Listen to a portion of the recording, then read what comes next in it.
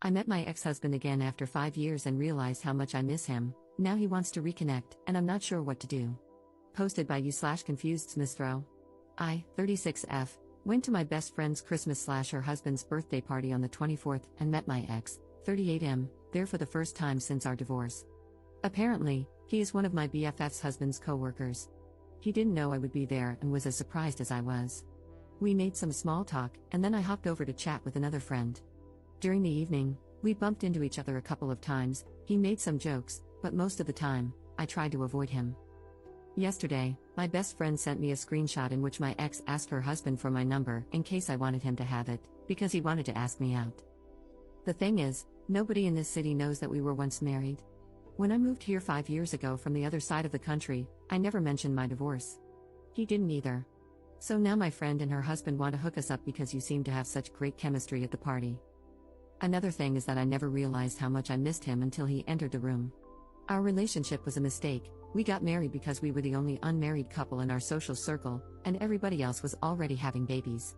The divorce was inevitable, our communication was rubbish, I wanted kids, he didn't, at least not as soon as possible, his mom was meddling, and he didn't stand up to her. At the same time, we were really good friends, and meeting him again made me more than happy. But I had a chat with my cousin, 32F, and her husband, who are spending Christmas and New Year's Eve with me, and they told me not to overreact. That feeling nostalgic about what could have been is natural during the holidays. So now I'm debating whether to meet him, talk to him, and be done for good, but the risk of catching feelings again is high. He did look better than 5 years ago and finally left his hometown to work for his dream business, something I told him to do years ago. Am I exaggerating or overreacting? What should I do? Update 20 days later. After posting, I really wanted to answer your comments, but I got distracted. However, I read them, thought about them, and applied some. This is what happened. Shortly after posting and before replying to my best friend's message, I ran into my ex at the supermarket. We had a short talk, everything was collegial, and since I didn't want to jump to conclusions without talking to him, we went for coffee afterward.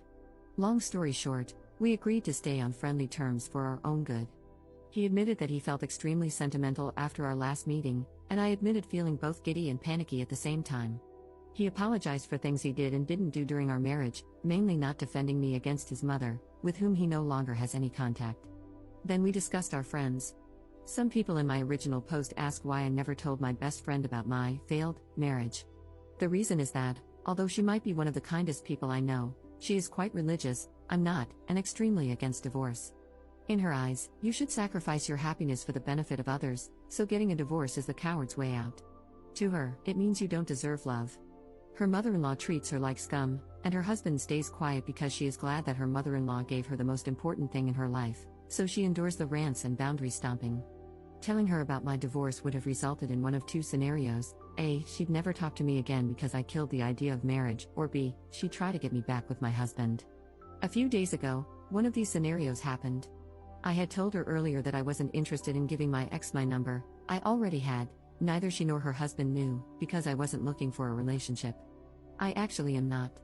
Last March, my last relationship ended due to his cheating and my unwillingness to forgive. She accepted that and invited me for brunch the next Saturday, one of our traditions. Sunday comes, and my ex calls me to ask whether I was going to my best friend's brunch. He had gotten an invitation. So we were both there, sitting next to each other, while my best friend and her husband tried their very best to get us interested in each other. It felt like a scene from a really bad movie, like that one in When Harry Met Sally when they go on a double date.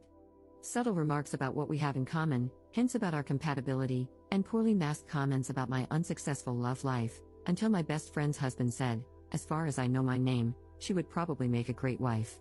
My mom likes her, best friend's mom loves her, she's every mother's dream." And my ex responded, "Well, my mother used to call her that woman and constantly pointed out all her shortcomings, and I believed them. Actually, she even admitted to hating her. But in hindsight, she really was a great wife." Crickets. My ex and I looked at each other and burst out laughing, probably due to the pressure and extreme awkwardness of the situation. My best friend and her husband joined in.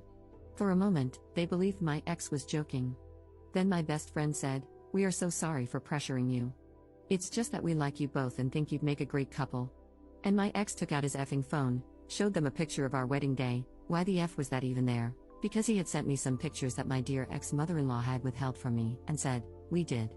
But it didn't work out, and we're friends now. Who wants to go to the cinema? Chaos ensued.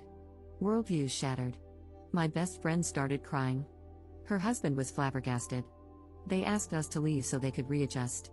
Yesterday, I spoke to my best friend on the phone and explained everything thoroughly: the abuse by my mother-in-law, the arguments, the incompatibilities, the mutual decision to end it, and my fear of telling her. She silently cried for my future and said, "You are already so old," and threw away your only chance at happiness. No wonder you don't find love, you threw it away. It won't come back. Your future with your ex is riddled with betrayal. If you get back together, you can never mend what you tore apart. What will you tell any future partner? I cannot understand how you could do that. You always seem so compassionate. Why couldn't you understand the pain of your mother-in-law? She lost her son to you. You did not respect her wishes and did not listen to her. I'm sure she loved you like a daughter, but you were not ready. That's when I said goodbye, hung up, and started questioning my 5-year friendship. I talked to my mom, my cousin, and even my ex, who had a similar but less emotional talk with my best friend's husband, who doesn't even speak to him at work anymore. They all recommend giving my best friend some space. I feel worse than after my last breakup. Edit. After reading all of your comments, I decided to end the friendship. I didn't sleep well, so I spent all night writing down what bothered me so that, if she dares to talk to me again, I have the right arguments. Regarding her possible frustration/projection, I really acted as her therapist for the whole 5 years of our friendship and now realize how codependent and slightly toxic this relationship actually was. This is something I have to get over, and though I'm a rather introverted social mess, I really need to look for new friends who are not as prejudiced. I told one of my colleagues the Cliff's Notes version of the conflict, and she, divorced and remarried, told me to join her feminist knitting and sewing group, so yay, first step. X has a similar problem now.